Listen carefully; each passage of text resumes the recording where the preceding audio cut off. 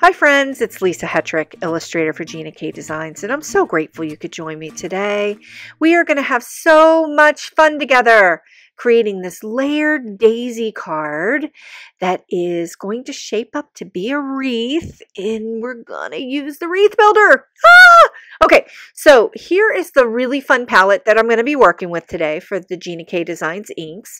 I've got Tranquil Teal, Sea Glass, Sweet Mango, Passionate Pink, and Sweet Corn, and we're going to have some fun creating that layered daisy using the floral images from my Today and Always stamp set. And we're just going to have a lot of fun, and I'm super excited. It's a really fun come together quick card, and I'm pulling some sentiments from my Something Good stamp set, and we're going to mix mash it all together to have some fun. Okay, so here's a look at the Gina K inks that I'm going to be using in the palette that I already talked about. I've got some Connect glue. I have this little water brush that's full of like glittery like water magic, and I'm going to add some lightweight little clear sequins to this card. I think I am. I've got it all out. We'll see what happens. Okay, so I've got my cardstock cut to 3 3/4 inch wide, and I also have a craft cardstock base cut to 4 by 4. So this is going to be a wreath builder sized card, and I've got a little piece of the Gina K Designs white cardstock as well for the sentiment. So I'm breaking out my MISTI, and I've got my wreath builder. You can see it's well-loved templates in here, and I nest my 2 wreath builder templates together. I don't know if that was the intention, but I nest them together and use the ridge that the one underneath, the 3 3/4 inch one, gives when they lay together. So it kind of adds a little extra hold for the card. So I've got the pod image from the Today and Always stamp set. I'm going to be changing up the colors between the Sea Glass and the Tranquil Teal as I work around the wreath here. And I'm not going to be cleaning the stamp in between either. So there's going to be a little bit of mix mashing of these 2 colors together. But I'm really, really digging it. So getting everything set up here, and I've got that image, and I'm just going to go ahead and start with the Sea Glass first. So I'm starting with my light color, and I'm going to work to the Tranquil Teal. These 2 colors together are like magic. I know I say that about a lot of the colors, but I really love these 2 colors together and the color combination that they make. So I've got the piece in the wreath builder, and I'm just going to go ahead and quarter turn it. And you can see that I have challenges with the magnets and getting them up, but I'm getting there. I'm getting there. Okay, so I've got Tranquil Teal, and I'm going to go ahead and close that MISTI door and add that to the stamp set. Oh, just love that. I paused for effect there for a moment. Sorry about that. Okay, so I'm just going to go ahead and ink up and alternate my colors between Sea Glass and Tranquil Teal and just work my way around. I wish I moved this fast. That would be kind of cool, wouldn't it? But you can see that I struggled with the magnets a little bit. I don't know why that is. They just never seem to want to pick up for me, but I got my groove, and using those 2 templates together kind of just helps me get that paper into the groove and keep things nice and tidy. So I've got this really cool wreath. Now, I actually just love this by itself and feel like you could just throw a sentiment in there and be done. And it would just be so pretty because those colors just come together so well.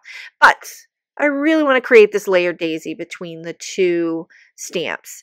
So I'm going to be inking these 2 stamps up, and I'm going to be rotating them around and doing it a couple times so that I can fill it in and make it look like a whole separate flower. So they won't be working individually, but nested together, they'll create a whole new flower image. So I'm going to go ahead and ink up again. This time I've got Sweet Corn. The first one I did was Sweet Mango, and now I've got the Sweet Corn, and I just went ahead and turned the stamp to get the next layer. And now I've got Passionate Pink, and I'm going to quarter turn that stamp again and get another layer. So you can see that by just quarter turning the stamp around and alternating the colors, I'm getting different layers of the stamp to create a whole different flower. So I'm going to go ahead also and stamp one of the center images off to the side, and that's going to end up being a cut out popped up image to go in the center there to kind of just complete that center. So I'm going to go ahead and just get my scissors out and do a little bit of fussy cutting. But remember, I do have digital die cut files free on my website if you want to go grab them. And I'll have that linked up as well. But take a look at the color layering here. The sweet mango and the passionate pink and the sweet corn, how those colors just blend so well together. It just makes a whole different flower. And it came together so super quickly. Okay, so now I'm moving on to the sentiments, and I'm doing a little bit of a blend of the word amazing and the word friend from this Something Good stamp set. So I really love that you can go across multiple stamp sets and pull words together and create different words and phrases for your sentiments for your cards. So stamp that down in the passionate pink. Didn't love the way it looks, so I just went ahead and flipped the cardstock over, and I'm going to go ahead and stamp that down again. And looks better this time. Okay, sometimes I think things are straight, and I don't always break out the MISTI to do things straight. I like to go rogue and just stamp and see what happens. It's paper. We can always just get another piece of paper. Okay, so there's the word friends, and I don't want it to be amazing friends because I'm sending it to one of my friends who's amazing. I have many. So I'm just going to go ahead and take my tidy towel and very carefully just remove the ink from the S so that I can just retain the ink on the word friend and stamp that down next to the word amazing. And as a result, we get a brand new sentiment that says amazing friend. And it's perfect. Now, sometimes this technique doesn't work and you might have a little bit of extra schmutz on your S, but that's okay. You can just flip the piece of paper over and start again, and you will have the perfect sentiment just the way you planned it. Okay, so now I'm just going to take my scissors and trim. Now, I'm trimming a little like tail, like banner like image in here. So just cutting a little triangle out of the edge to create that like little banner tag. Now, you could use it. There's so many great die cuts on the market that enable you to create that banner effect. But hey, I just used my scissors and just kind of quickly put that together. I do have the banner dies, just didn't get them out. So, funsies. Okay, so I'm taking my Connect glue and I'm just adding it to the back of the cardstock because I'm just going to get my assembly of my card together first before I start layering all the images on. So I'm just going to go ahead and nest that down, and I'm eyeballing it. And the reason why I love the Connect glue versus the tape is because I've got a little room to wiggle it. So I can just, if I get it off a little bit, I've got a little room to wiggle it around and get it nested in there a little bit even. Okay, so just added a little bit of the glue to the center of the flower, and I love that that was just one stamp that I stamped and I quarter turned in a couple different colors, and we created a whole different flower. Love that. Okay, so just took the centerpiece that I had cut out and just added that in as well. And here's where I start to fight with myself a little bit, and here's some geeky design chatter coming up. So when I cut that piece for Amazing Friend, I didn't dig the way it covered up one of the little seed pods that were part of the wreath. I felt like it was just a little bit too much covering up that beautiful color and covering up that beautiful image. It just kind of disrupted the flow of the wreath. So I decided to go ahead and stamp that seed pod again with some Tranquil Teal and just give it a trim. And it's going to end up being a layered element on top of the card that will lay on top of the sentiment and just be able to create a little bit more of a connection between the sentiment and the wreath without completely disrupting the look of that flow that's happening in the wreath.